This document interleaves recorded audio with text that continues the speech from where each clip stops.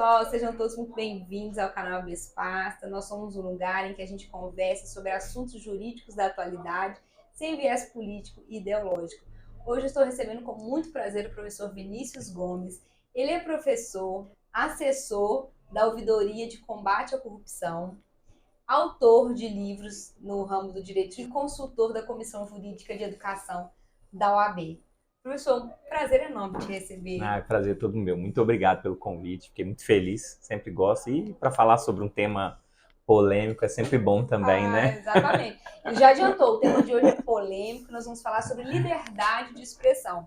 Enquanto eu vou conversando com o professor sobre esse assunto, eu vou cozinhar para ele um risoto de cogumelo e parmesão e uma farofinha de pão de alho. Se vocês gostam de cozinhar, querem reproduzir essa receita, é só olhar na descrição do vídeo que tá tudo lá, os ingredientes, o passo a passo, tá bom, pessoal? Professor, vamos lá começar desse tema que tá bombando. Toda semana tem decisão sobre isso no STF, né? Tem agora uma questão da CNJ também que está regulamentando essa questão dos advogados fazendo sustentação oral. Então, assim, essa questão de liberdade de expressão é um tema que está sempre muito recorrente. Mas vamos começar do mais básico possível. O que é o direito à liberdade de expressão? Assim, é até bom começar pelo básico para ficar bem simples, Sim. né? Quando a gente fala de liberdade de expressão, o que tem que vir assim como se fosse um conceito, né?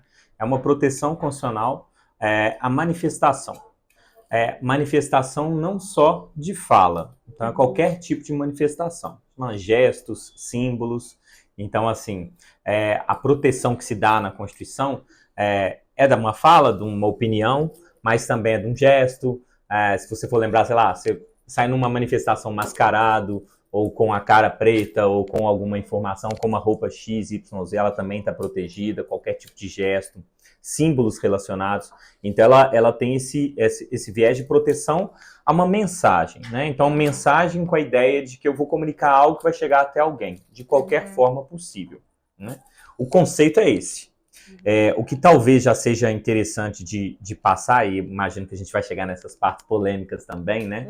É lembrar que a liberdade de expressão é uma das formas de liberdade, né?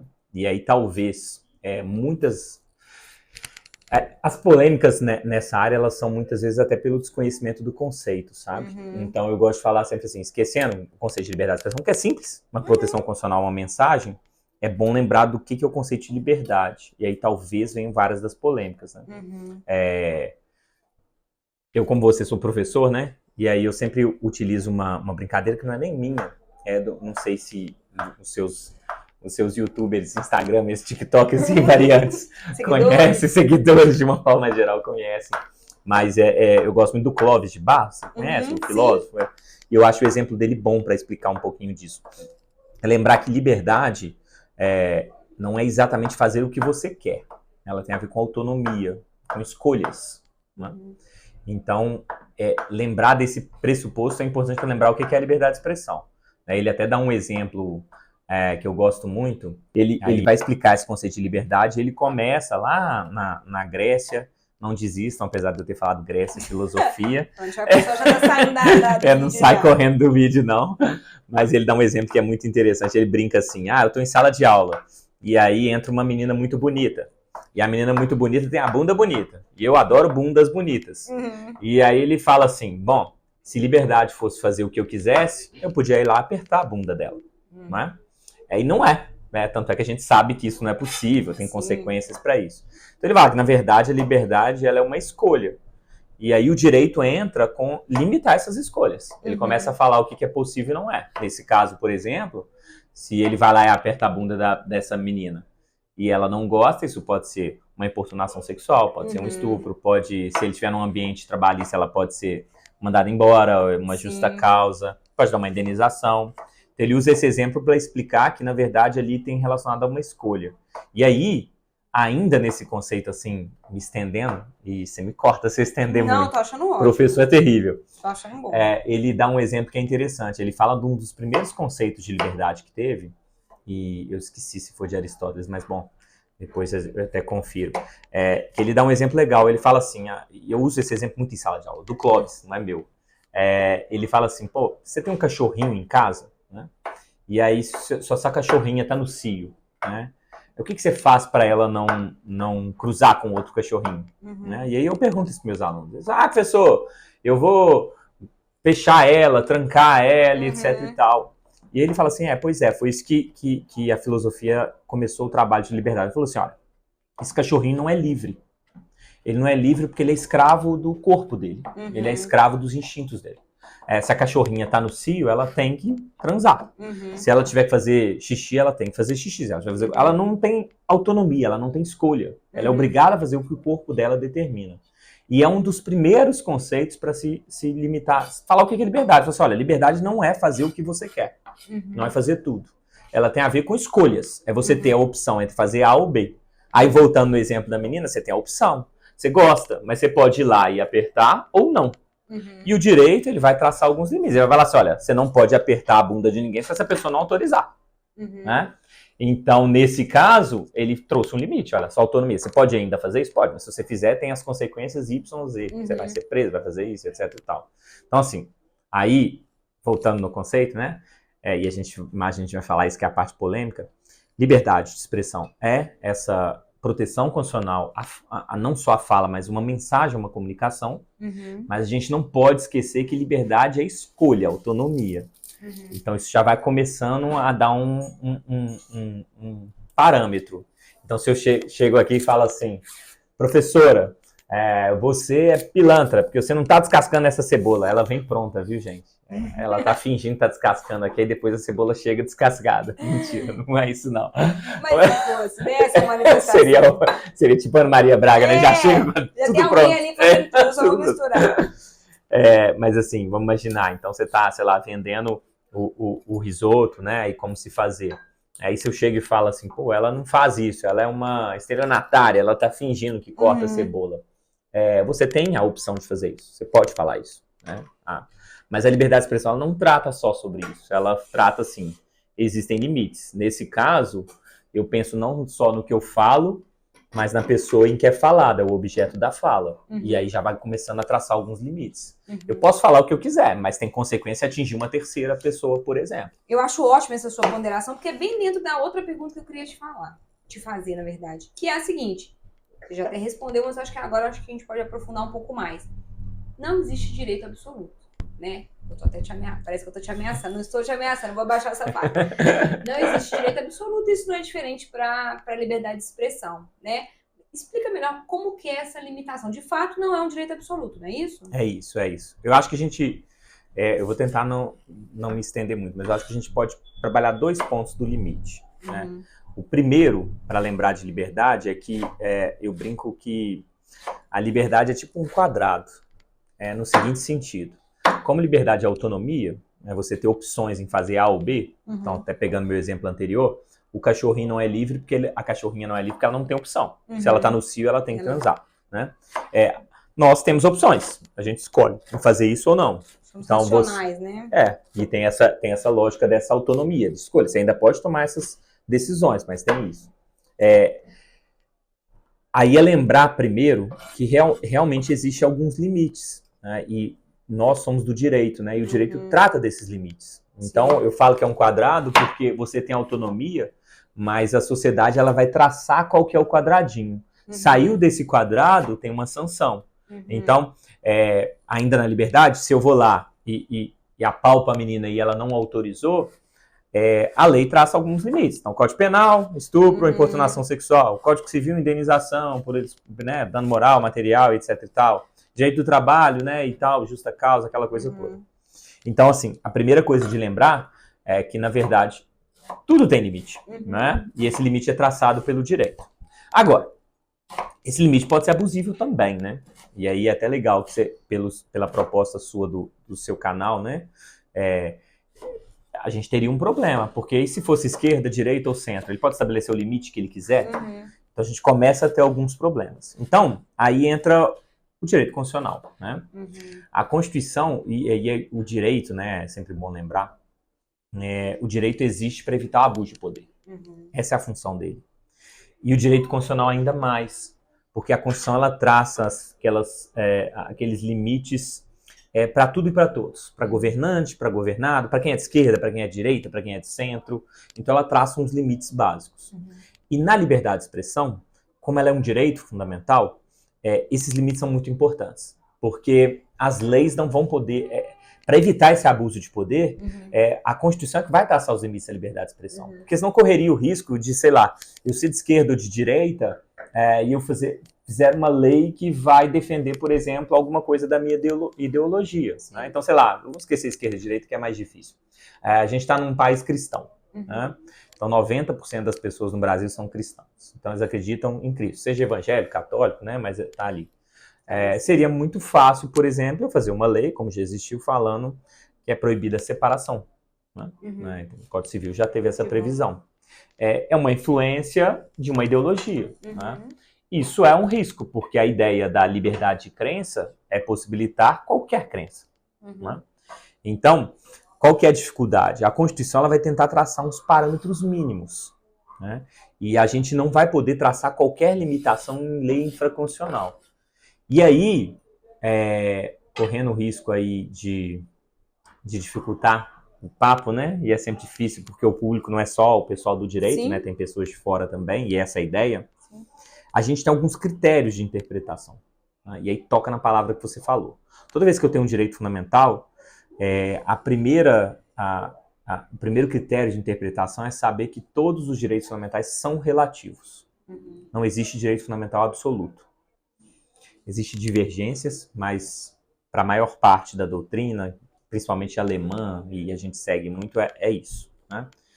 As pequenas exceções são, sei lá, Bobbio, por exemplo, que é italiano, ele fala que a tortura é um limite absoluto, que ele não pode ser violado. Então tem algumas pessoas que falam, mas não há dúvida que eles são relativos. E é assim, por quê? Porque seria impossível resolver qualquer problema se eles não fossem relativos. Então, assim, direito à vida. Direito à vida, ele é relativo. Direito à liberdade é relativo, à igualdade é relativa, e todos eles são. Então, para os meus alunos eu uso esse exemplo, eu acho que vai funcionar muito bem, porque ele é mais simples. Se você me aponta a faca aqui de novo. Então, vou te matar aqui, professor, porque, né, eu tô aqui tendo que falar e esse cheiro tá ótimo. O cheirinho da manteiga que vocês não estão ouvindo tá uma delícia. Tá até me atrapalhando aqui de continuar. Mas eu vou te matar por conta disso. E aí a maioria das pessoas sabem que existe a legítima defesa. Então você pode, antes de ser morta, reagir aqui, porque o Estado não vai dar tempo, a polícia não vai chegar, o Estado não vai chegar, e você vai poder me matar antes. E as pessoas compreendem isso. Mas isso por isso que os direitos fundamentais são relativos. É porque não tem jeito de resolver o problema. Sim. Se eu falasse que a vida era um direito fundamental absoluto, se eu chegasse aqui para te matar, você não poderia fazer nada. Né? E também tem as hipóteses legais de aborto, tem a questão da pena de morte em caso de guerra declarada, né? A própria Constituição traz, né? E a legislação traz essas exceções. Até assim, eu ia falar mesmo. Peguei para a legítima defesa para as pessoas compreenderem, mas é exatamente o que você falou. É por isso que a Constituição ela já traça alguns limites mesmo. Ela fala, olha, é possível, por exemplo, na Constituição não, mas o Código Penal, no caso, aborto por estupro e tal. Então, assim, a liberdade, as pessoas esquecem dela.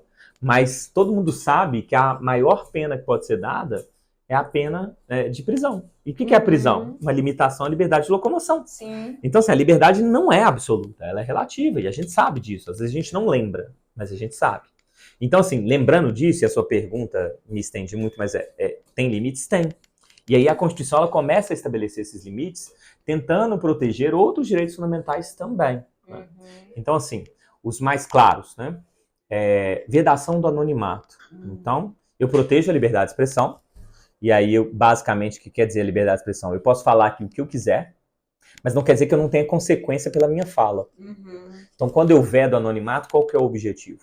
Se eu venho aqui e falo assim, a professora está fingindo, ela não está cozinhando aqui, ela é uma estelionatária.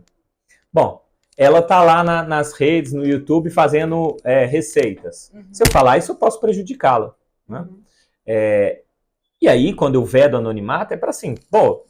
Se tiver alguém que dar consequência para alguém, eu sei quem que é. Sabe quem que é? Você pode se proteger. Né? Então você pode se proteger porque você vai saber, foi o Vinícius que falou. E eu posso fazer algo contra o Vinícius. Eu posso pedir para ele pedir desculpa, para ele se retratar. Se ele me trouxer algum prejuízo, então, sei lá, porque ele falou isso nas redes sociais, eu perdi seguidores, eu perdi um contrato. você tem como reagir a isso. Né? Então, a Constituição, quando ela fala que é vedado o anonimato, é nesse sentido. Agora, é claro que não é tão simples. Vamos imaginar aqui, por exemplo, que eu sou advogado e eu chego perante um juiz e o juiz fala assim, um assunto atual, né? Pode ser um dos seus próximos temas, né? O juiz fala assim, vou te vender uma sentença aqui, né? É um assunto bem...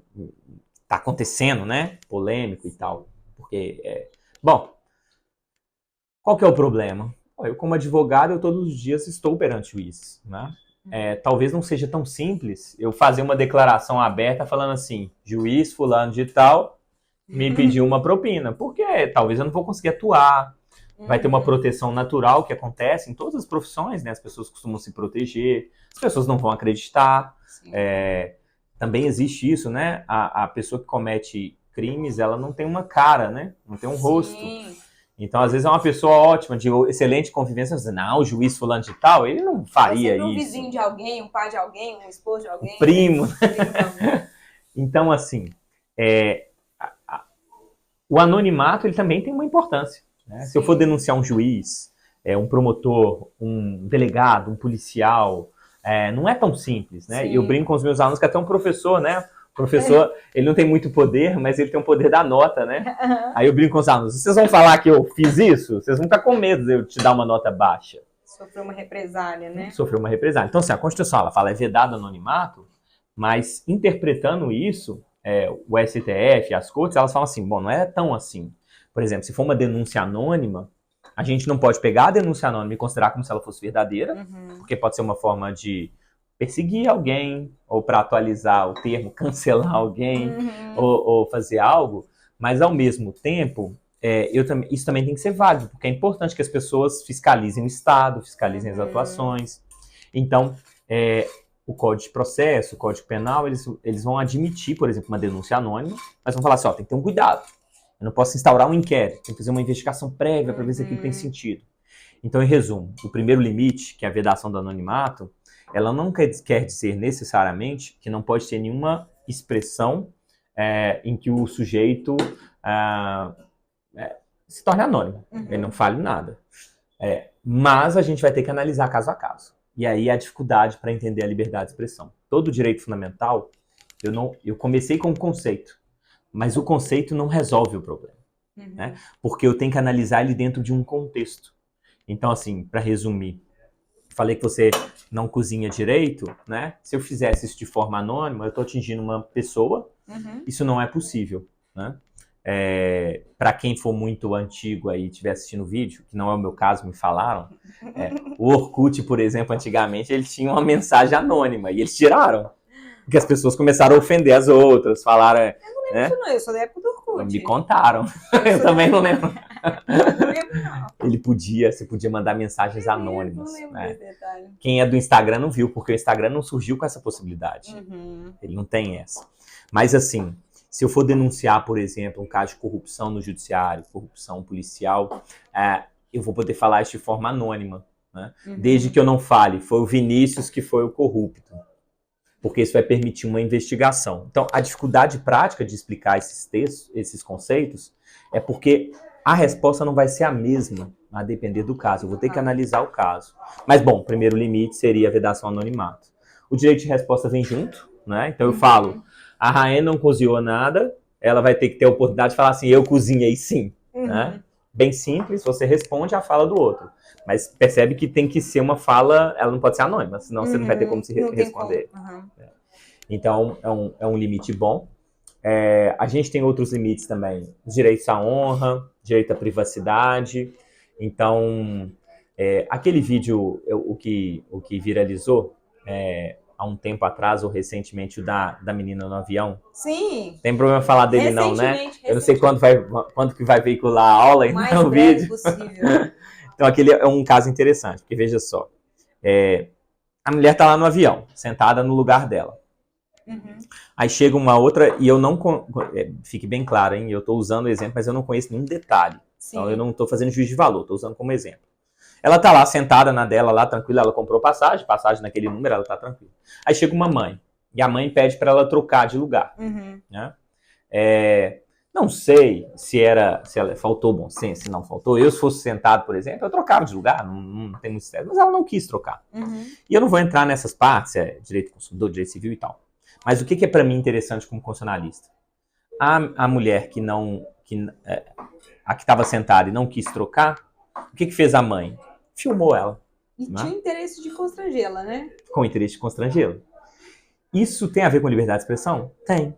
Né? Ela tem a ver com liberdade de expressão porque é a mãe lá indignada com essa troca, querendo se manifestar. Provavelmente querendo ofendê-la, colocar nas redes para ela ser cancelada, para as pessoas criticarem, né? E, de novo, não sei se está certo ou errado, nem quero entrar nisso, eu só quero usar o exemplo. Ela vai lá e filma. Qual que é o problema daquela filmagem? O direito à imagem é um direito fundamental, ele está dentro do direito à privacidade. Então, assim, você não pode expor a imagem de alguém sem autorização dela.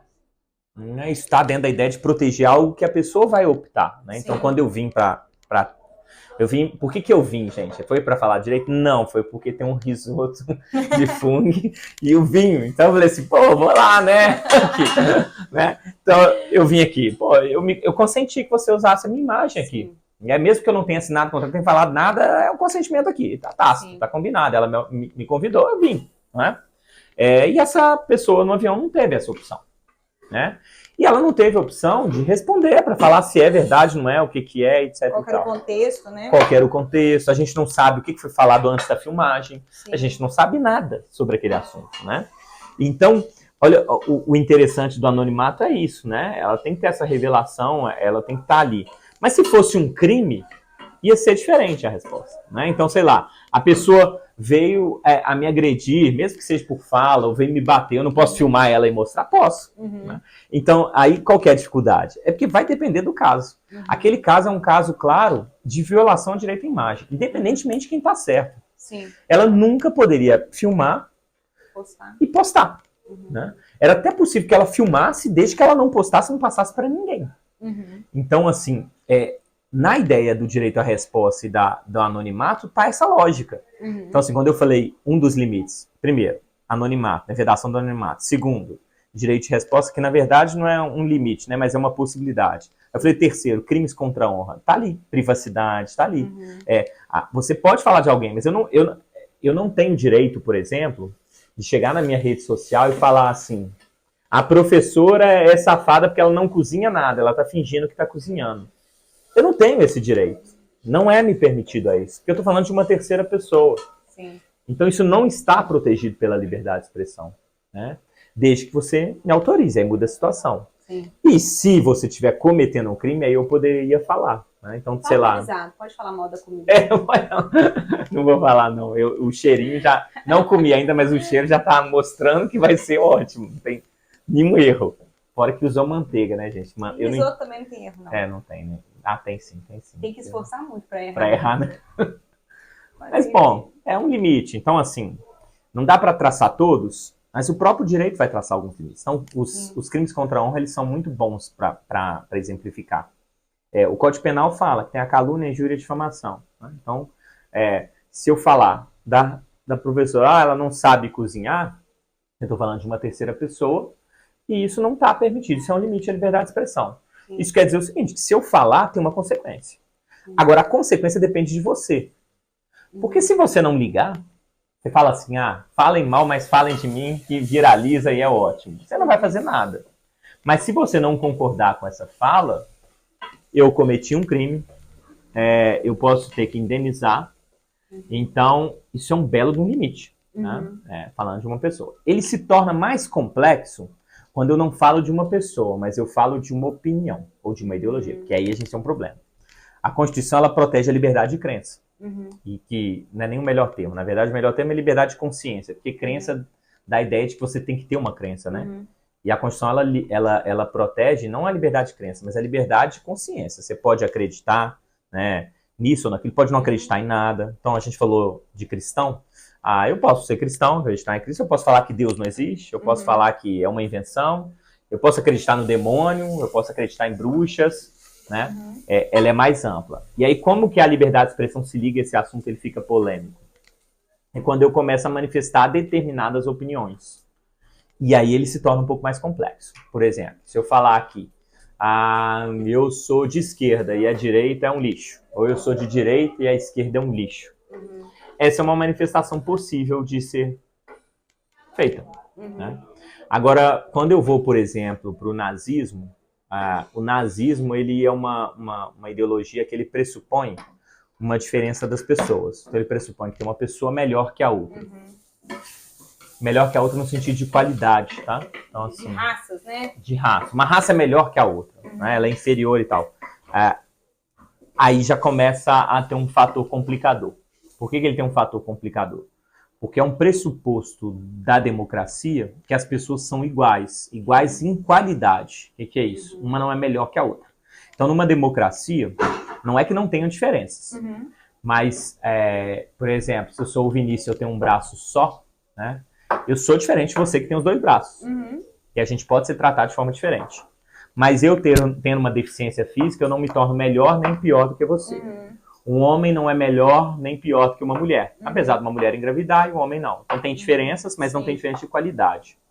Então, assim, o nazismo, ele pressupõe que existe diferença de qualidade. Ele fala que um fulano que não é ariano, ele é inferior. Então, essa ideologia, por exemplo, ela não é permitida numa democracia. E aí começam as dificuldades das pessoas. Porque ela pensa assim, pô, liberdade eu posso falar o que eu quiser. Mas se eu começar a falar que o fulano é inferior ao outro, isso está protegido? Aí não está. Né? E essa parte ela é um pouco mais complexa. Ela é complexa para quem não é do direito, e até mais, quem não é do direito constitucional. Porque às vezes a pessoa é de outras áreas do direito e não necessariamente ela vai ter essa compreensão. É um assunto muito específico. O que é difícil de falar para as pessoas de uma forma geral, explicar, sabe? Mas se eu fosse traçar como limite, a gente começa assim, então. A gente tem como limite a honra, né? E aí entra... Você falou? Injúria, calúnia, difamação, não posso sair falando das pessoas, algo. Então, eu nunca tive o direito de falar que...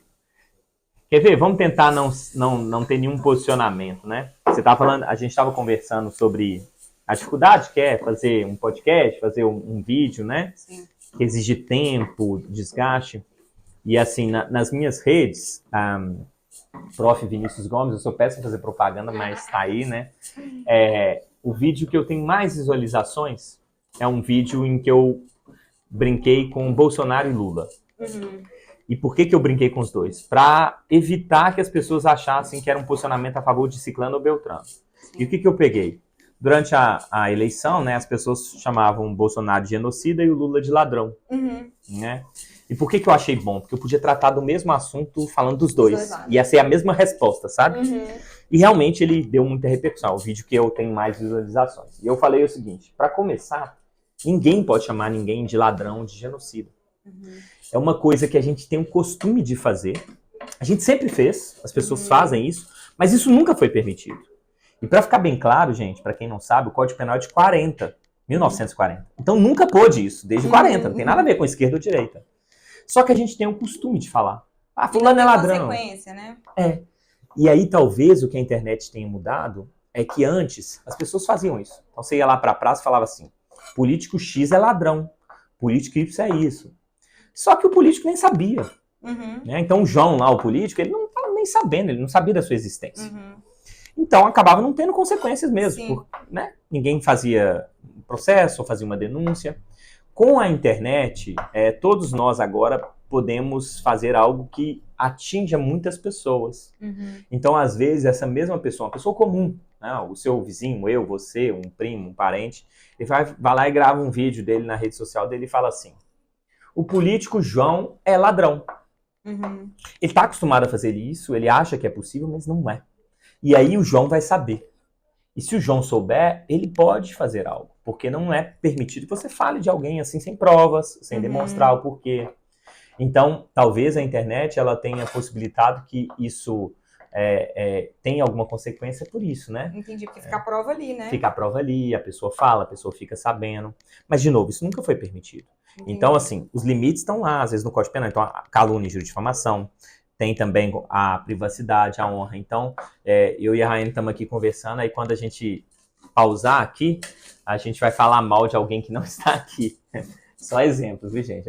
Professores de direito não fazem fofoca, não falam mal de pessoas. Aí tô aqui, qual que é o sobrenome do Wallace? Wallace Souza. O Wallace Souza, do último vídeo, né? Nós conhecemos ele, então assim, péssimo, né? A gente vai falar mal dele aqui. Mentira, eu gosto do Wallace. Aí, vamos lá, a gente para aqui, fecha a câmera e a gente fala, né? Falar sobre as pessoas é normal, né? A Constituição não vai proibir algo que é impossível de proibir. Né? Você precisa chegar na sua casa e falar mal do seu chefe, que você tá nervoso. Você encontra com seu amigo, você fala mal do seu marido, da sua esposa. Não é o meu caso, tá? Eu não falo mal, já deixar bem claro aqui. Eu também não, Vinícius. Você também não? Então estamos salvos, que a gente não tem esse problema. Mas as outras pessoas fazem isso, né? É natural, é saudável, inclusive é necessário, né? E é por isso que a gente protege a privacidade. Pra gente, nós dois aqui, vamos falar mal do Wallace aqui, né? Que a gente quer falar mal dele. Beleza, isso está protegido, inclusive. O que não está protegido é eu pegar isso daqui e falar com uma terceira pessoa. Então a gente está conversando aqui sobre um assunto. Você me revela algo que você só quer revelar para mim, né? Aí você fala, é verdade, Vinícius, eu não piquei as cebolas, não. Elas eram picadas prontas aqui. Aí eu chego e falo para uma outra pessoa assim, ó, ela não pica cebola nenhuma, ela nem sabe pegar na faca, só para ameaçar o entrevistado. Aí, isso não está permitido, entende? Porque isso expõe uma terceira pessoa. Então, assim, é engraçado, a fofoca, ela não é permitida, né? Nesse sentido de chegar e falar sobre as pessoas abertamente. Mas, de novo, isso era feito, só que isso não tinha uma repercussão. Às vezes, agora, a internet não é um monstro, pelo menos essa é a minha opinião, né? É o mau uso dela que às vezes traz problemas. Então, o que é diferente é que antes, se você fosse fofocada, ou seja, se você fosse revelar a nossa conversa para uma terceira pessoa, você falasse assim, Wallace, o Vinícius estava falando mal de você. Bom, provavelmente o Wallace não ia fazer nada, porque ele não tinha prova disso, ele só ia parar de conversar comigo e ia estar tudo tranquilo. Mas hoje, às vezes, a pessoa fala assim, ela grava um vídeo e fala assim, o Wallace é isso, isso e aquilo outro. E aí isso viola a privacidade, ou melhor, ela fala que a professora falou que o Wallace é isso, isso e aquilo outro. Ela acabou de ferir a sua privacidade, né? Então isso também não é permitido, é um belo limite. O discurso do ódio talvez seja o assunto mais difícil de tratar, assim. Porque ele não é que é uma invenção, não é nem medo de polêmica, não é nada disso não. Mas é porque toda vez que você fala de um direito fundamental, você tem que analisar o caso concreto, entende? Então assim, a resposta vai mudar. Deixa eu pegar um exemplo que é um exemplo bom, quer ver? Olha só.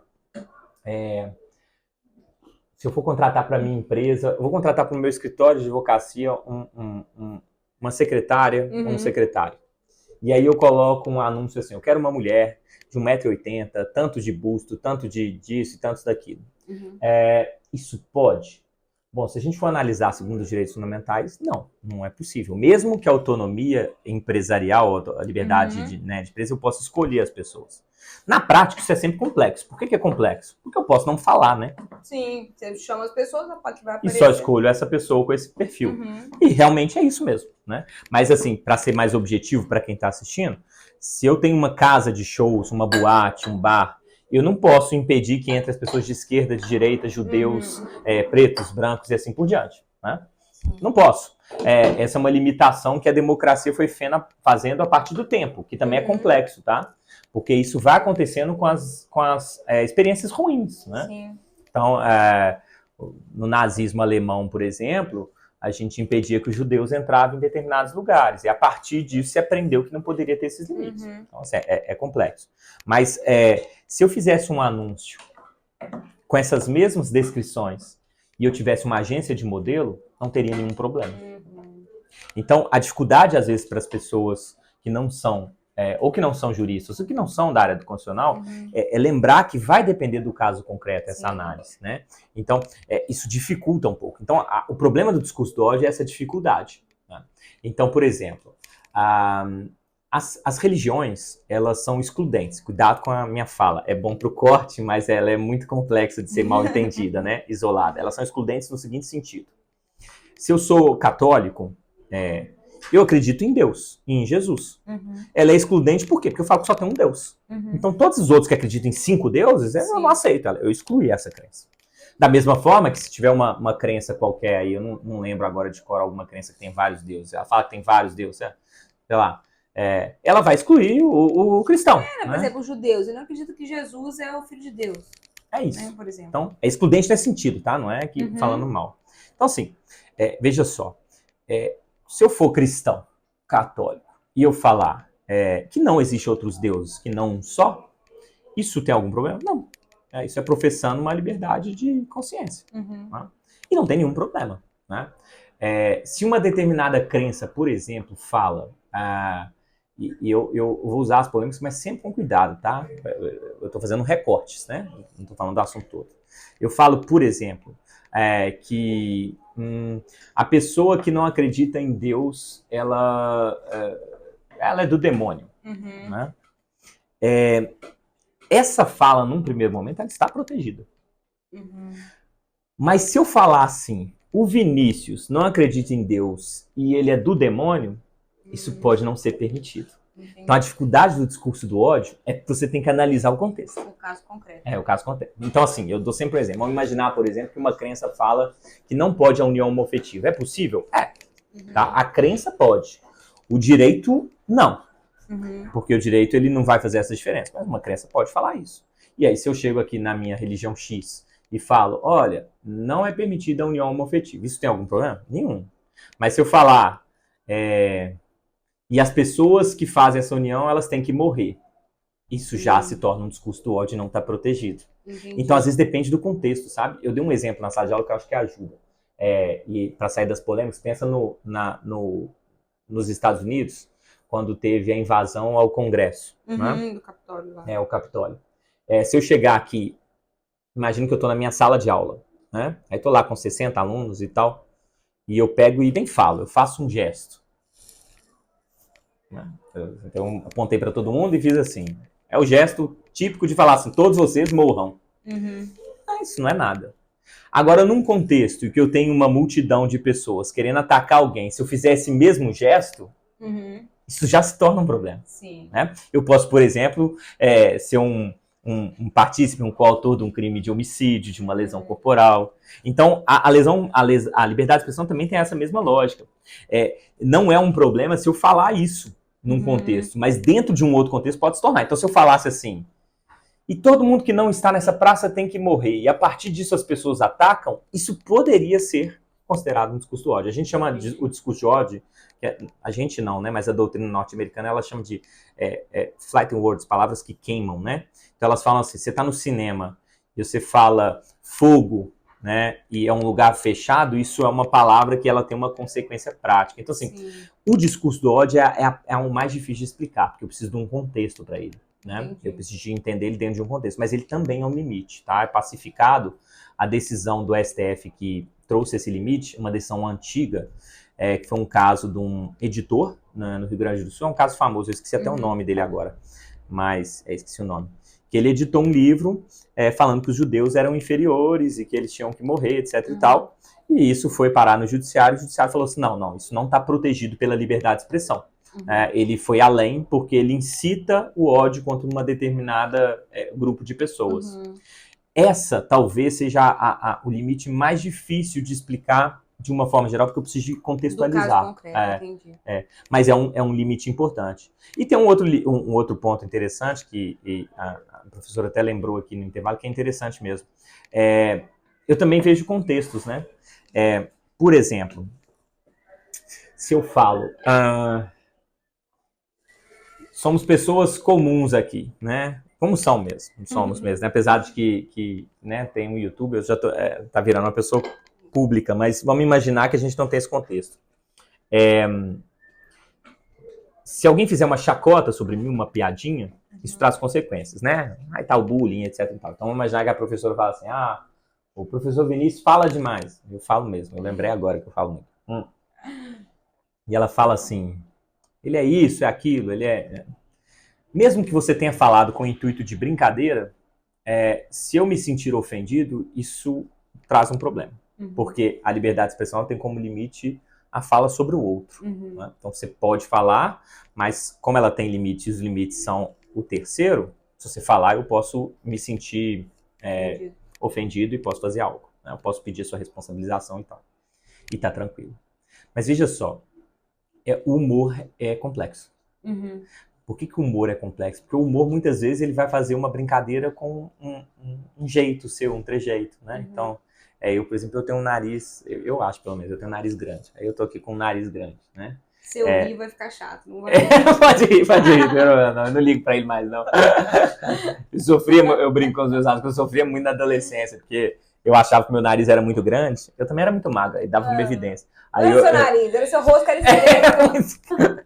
Aí eu lembro que eu ficava extremamente preocupado. É naquela fase de adolescente, que é aquela fase, né, que você tá lá. Aí eu lembro que chegou uma aluna nova na sala e eu falei assim, não, uma menina bonita, né, tô interessado. Isso antes de ser noivo, né, gente, pra não ter nenhum problema em casa. Pessoal, já tá fora do mercado, pode esquecer. Aí eu tava lá e eu lembrei que a menina chegou, ela era nova e eu achava meu nariz horrível, eu só conversava com ela assim. Imagino que ela deve ter achado ridículo. Depois eu até procurar ela na internet e mandar um oi, pra ver se ela lembra disso, só pra ver se ela lembra disso, viu, noiva? Só pra ver. Mas, bom, o humor tem isso, né? Sim. De brincar, às vezes, com o nariz grande, com uma orelha isso, com aquilo outro. Uhum. Então, o humor, ele tem essa pegada diferente, né? Eu acho que o humor tem muito dessa questão da quebra de expectativa, assim. E quando você fala algo que ninguém imagina que você vai falar, às vezes porque é chocante, é isso que traz o humor, né? Você falou uma palavra boa, né? O choque, né? Esse chocar é importante pra o humor não funciona sem isso, né? É a quebra de expectativa, né? Você nunca acha que a pessoa vai falar aqui, né? Vem com um negócio que eu não estava ali esperando. E aí é legal, porque o judiciário, ele já trata desse assunto há muito tempo. Uhum. Né? E é até bom fazer um recorte, porque às vezes a gente fala do STF, né? A minha área de pesquisa, eu pesquiso as decisões do STF, é a minha área de pesquisa. Eu pesquiso o que a gente chama de hard case, são os casos difíceis. Isso que eu tô falando, choque, né? Sim. É bom lembrar que ele tem uma composição, mas essa composição se mudou, né? Sim. Esse caso, por exemplo, que eu falei do editor Semira, nenhum dos ministros estão vivos que tomaram essa decisão. Então ele vai criando as decisões, elas vão criando parâmetros para os ministros superiores, que são os limites que eles têm. Sim. Né? E aí, o do humor é muito antigo. Né? Então, o que foi decidido do humor à época? Nem existia internet. A decisão foi o seguinte: e se eu faço piada de um cara? Então, vamos pegar gente que já sumiu do mercado. Fernando Henrique. Fernando Henrique, o pessoal brincava, né? Os comediantes falavam que ele era o viajando Henrique Cardoso. Cacete Planeta. Cacete. Me contaram, eu nunca vi Cacete Planeta, eu sou muito novo. Aí, eles ficavam brincando, né? Viajando Henrique Cardoso. Então, veja só. Faz parte, né? E é uma manifestação, inclusive, política, às vezes, né? Na verdade, era uma crítica a ele estar muito viajando, né? E não estar no país. O Tachad. Tachad, tem um monte, né? Recentemente, né? O pessoal que não sabe quem é o Viajando Henrique Cardoso. Que não tem nem ideia, né? Tem os memes do Tachad, por exemplo. Então, assim, o que foi se construindo? Uma diferença interessante que não é nem da liberdade de expressão, que é a diferença da pessoa pública para a pessoa privada. Então, a pessoa privada, que somos nós, as pessoas comuns, que é um assunto, um podcast seu posterior, que é um assunto até que eu estou pesquisando para o doutorado, porque é polêmico, porque, na verdade, esse conceito está mudando. Sim. Eu não sei, por exemplo, a gente está aqui gravando vídeo para um monte de gente, eu acho, por exemplo, que a gente já não é pessoa privada mais. Não fale isso, não. Polêmico? Tô pronta pra isso, não. Exato. Você tá vendo qual que é a consequência? As pessoas podem vir fazer piadas. Depois de começar a fazer chacota do meu programa? Exato. Então, assim, é a polêmica. Mas, assim, lembrando que já está consolidado, qual que é a ideia? A ideia é o seguinte: as pessoas privadas, todo mundo tem privacidade. Mas as pessoas públicas, que são aquelas pessoas que optam por ter uma exposição pública, é como se elas... o termo não é bom, tá? Mas é só para entender. Elas abrissem mão de parte de sua privacidade. É mais ou menos assim. Você tem direito à privacidade, mas se você aceita ir pro BBB, você aceita que as pessoas te vejam o tempo todo, nas coisas que seriam só privadas. Você descabelado, você deitado, você acordando, né? Então, começou a se construir uma diferença entre isso. E aí entra a ideia da liberdade de expressão e do humor, por quê? Entende-se que o humor, desde que ele voltado para essas pessoas públicas, e aí vão encaixar os políticos, o atleta de futebol, o artista, eles vão ter um limite menor do que as pessoas privadas. Então se permite humor, se permite zoar a pessoa sem ela aceitar. Se eu chegar para você e falar assim, o Vinícius é narigudo, isso não está permitido. Mas se o Vinícius for um prefeito de uma cidade, esse conceito, essa análise vai mudar. Então, o que se entendeu é que no humor, isso está permitido. Agora, qual que é a dificuldade prática? Eu posso fingir que é humor, né? Para ofender alguém. Então, imagina essa moça que gravou a outra no avião. A gente, de novo, fazendo uma análise superficial, você que vê o vídeo, você tem a impressão que ela fez aquilo para ofender. Sim, eu tenho. Né? Eu também tive essa impressão. Ela fez aquilo para ofender. Falei assim, não trocou de lugar, então ela vai ver o que vai acontecer. Não sei se é isso, mas é o que passa a impressão, sem ver o contexto. Né? Ela poderia fazer piadinhas. Então, assim, aí, ó, hoje em dia, as pessoas, elas não têm nenhuma empatia, hahaha. Mas será que é uma piada ou não? E aí entra de novo a dificuldade do judiciário. Sim. Porque o humor, ele tem um limite diferente. Então ele tem uma amplitude maior, você tem uma liberdade maior não, mas você tem uma possibilidade de falar mais coisas sem as consequências dela, porque faz parte, mas ao mesmo tempo não quer dizer que ele não tem limites. Sim. Né? Se eu chegar e falar, o Vinícius, que é prefeito, ele é pedófilo, mesmo que seja de brincadeira, isso não está permitido. Sim. Então assim, humor é permitido. Ele tem um limite diferente, ele dá uma maior amplitude de forma de você... Porque, se eu falar que o Vinícius é narigudo, eu sou narigudo mesmo, entende? Essa que é a dificuldade. Quando alguém me falasse, a gente está brigando aqui, discutindo, você é um narigudo, você falou aquilo para me ofender. Isso não está permitido. Mas quando eu falo do humor e eu falo que é um narigudo, tá dentro da ideia de rir e tal. Então, esses limites, eles vão sendo... eles já existem, mas eles vão sendo reconstruídos com a mudança. O que eu acho que é difícil hoje é porque eu posso usar muitas vezes o humor para ofender. E isso não está protegido. Só que isso é muito subjetivo. É tênue, né? E também é tênue o negócio. Lá no penal, eu sou professor principalmente de constitucional e penal, né? São as áreas que eu transito mais, que são minhas formações, né? Eu sempre brinco o seguinte, a gente não entra na cabeça da pessoa para ver a intenção dela. Então essa que é a dificuldade, eu não sei. Eu não sei. E realmente é um problema, porque quando a gente fala nos crimes, por exemplo, você tem que falar com o intuito de ofender. E você tem que provar no processo esse intuito de ofensa. Então, assim, não dá para entrar na cabeça do sujeito. Aí fica a dificuldade da questão do humor. De saber se é humor, se é para ofender ou não é. Sim. Mas sim, o humor, ele tem uma maior amplitude, é a palavra talvez melhor. Ele não vai ter os mesmos limites. E aí... Não tem nada a ver com o assunto, mas a gente vai puxando um e vai, né? É interessante porque o que a gente tem de novo, talvez, hoje? Antes era mais fácil de analisar essas coisas, por quê? Porque o fulano era por exemplo, você falou Cacete Planeta. Cacete Planeta é um programa de humor. Então era mais fácil de analisar. Pô, se é o Cacete Planeta que tá falando que o cara fica viajando, bom, isso é humor, tá liberado. Se fosse eu, Vinícius, que falasse isso, eu não sou humorista. Sim. Agora, hoje, qualquer pessoa que tenha um celular e a internet, ela pode ser humorista. Então já fica difícil, porque você tem que pegar o caso concreto e ver se ela teve a intenção de ofender, se não teve. Sim. E aí essas análises começam a dificultar. Essa, por exemplo, questão da pessoa pública e a pessoa privada é bem complexo. Porque o que prevalece hoje, e eu acho, porque isso já tem um reflexo nos tribunais europeus principalmente, eu acho que vai ter uma mudança da jurisprudência sobre o assunto, mas o que prevalece é que há uma maior, uma amplitude muito grande para pessoas públicas e uma muito pequena para privadas. Então, mais ou menos assim. Vamos imaginar que eu, Vinícius, sou prefeito. O cidadão pode falar assim, Vinícius é corrupto. Qual que era a ideia que prevalecia? Como eu sou uma pessoa pública e eu tenho muito poder, se a gente não puder falar de uma possível corrupção, porque o cidadão comum não tem como investigar, não tem a polícia. Então ele pode falar isso porque vai abrir a possibilidade de investigar. Só que isso tem ficado complexo. Por que tem ficado complexo? A partir do momento, se a gente seguir o que é aplicado na jurisprudência, na doutrina hoje, a partir do momento que eu abrir um canal, como é o meu caso, meu Instagram é público, o meu YouTube é público, eu estou me posicionando como uma pessoa pública. Isso permitiria, por exemplo, que as pessoas devasassem a minha vida. Por exemplo, a quem que ele namorou antes? Ele foi solteiro, ele fez isso, ele fez aquilo. Então, acho que a gente vai ter uma releitura dessa privacidade por conta dessa pessoa público-privada. Mas para eu não sair muito do assunto, porque eu estou falando de privacidade e não de liberdade de expressão, em resumo, dentro do que se falou, né? O humor, há uma maior amplitude, então eu permito o humor, mesmo que às vezes o humor tenha uma ofensividade ou até uma crítica, porque o humor também tem isso, né? Às vezes é uma crítica. Eu falei, viajando o Henrique Cardoso, era uma crítica. Era humor pra rir, mas é uma crítica, você tá viajando demais. Sim. Então eu vou meio que permitir isso, mas eu sempre tenho que analisar o caso concreto, não tem muita alternativa, sabe?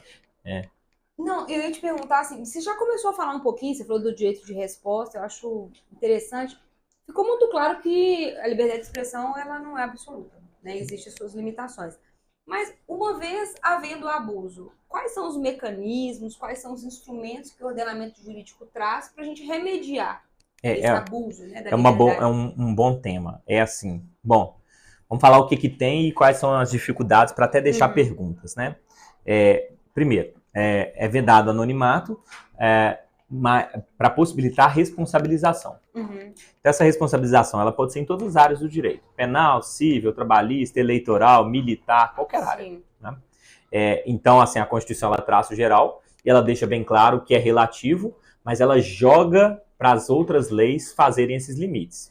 Então, assim, o único resposta que ela já dá de cara é o direito à resposta. Então, ela fala basicamente o seguinte. Se alguém fala, eu posso falar. Né? Há um tempo, eu trabalhei no Tribunal de Justiça Militar, muitos anos atrás, e tinha um caso interessante. Tinha uns policiais que eram os policiais militares que ficavam responsáveis por conduzir o preso ou o acusado até o julgamento. E teve um caso de grande repercussão, um crime, um homicídio qualquer lá, e um caso muito midiático. Então, o tribunal ficou cheio de pessoas do lado de fora, imprensa, aquele monte de gente e tal. E o policial, à época, eu até perdi contato com ele ainda é policial hoje.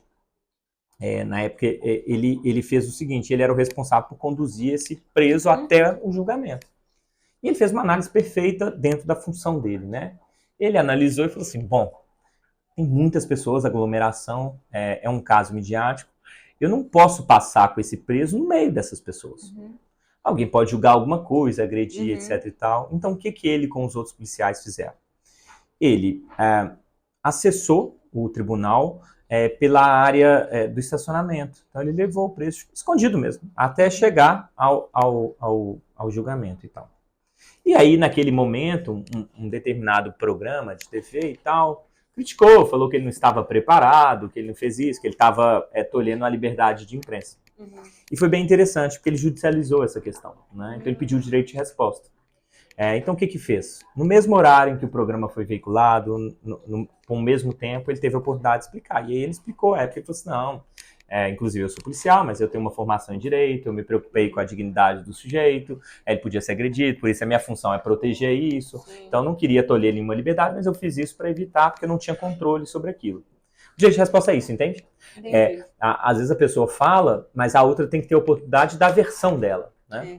Eu acho o direito de resposta um dos grandes instrumentos para fake news, etc e tal, porque acho que nada melhor que utilizar o mesmo tempo, o mesmo espaço, o mesmo canal para poder desfazer uma mentira. Desfazer. É um bom tema. Né? A dificuldade da fake news e de discutir o direito de resposta é porque as tecnologias elas nos impuseram novidades. Então vamos imaginar que, por exemplo, eu falo do Wallace, vou usar o Wallace que a gente conhece. O Wallace não é um bom professor. Né? Ele é isso, ele é aquilo. Mas vamos imaginar que esse vídeo apareceu aqui. E ele foi veiculado no YouTube. E aí ele teve 2 milhões de visualizações. Qual que é o problema, problema entre aspas, tá, gente? Porque eu falo problema que a gente não tem solução para ele ainda. Sim. A gente está buscando essa solução. Antes, nesse exemplo que eu dei, era um canal de televisão, o canal tem os horários do programa, então eu consigo falar, às 6 horas tem mais audiência. Sim. Então, se falou isso às 6 horas, por 5 minutos eu falo ali. Qual que é o problema atual? Se eu falar mal do Wallace que esse vídeo tiver 3 milhões de visualizações e o Wallace conseguir o direito de resposta, talvez o direito de resposta não funcione para nada. Nada segura que vai ter as 3 milhões de visualizações. Eu não vou conseguir garantir que ele realmente tem um direito de resposta efetivo. Sim. Essa é uma dificuldade que a gente não sabe como resolver. A gente falou sobre no offline aqui, né? Sobre algoritmo, essas coisas. Eu não sei, por exemplo, se o algoritmo favoreceu esse discurso ou aquele outro. Então, eu não sei se o direito de resposta funciona. Então, assim, eu concordo com você, é um dos instrumentos melhores, mas ele tem um problema prático.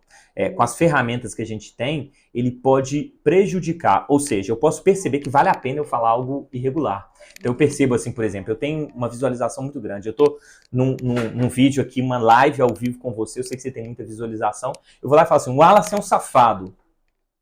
E eu sei que ele vai pedir o direito de resposta, mas não importa. Eu vou lá e gravo um stories, ou gravo um vídeo depois, ou até gravo uma outra live num outro contexto, e que não vai ter a mesma repercussão, e não vai atingir o objetivo do direito de resposta, que é de fato responder. Então qual que é o problema do direito de resposta? A ideia é o seguinte, eu falei algo sem te consultar, ofendendo um direito seu à privacidade ou à honra, então você tem que ter a oportunidade de dar a sua versão. Sim. Mas a ideia é que tenha a mesma exposição, porque senão não faz sentido.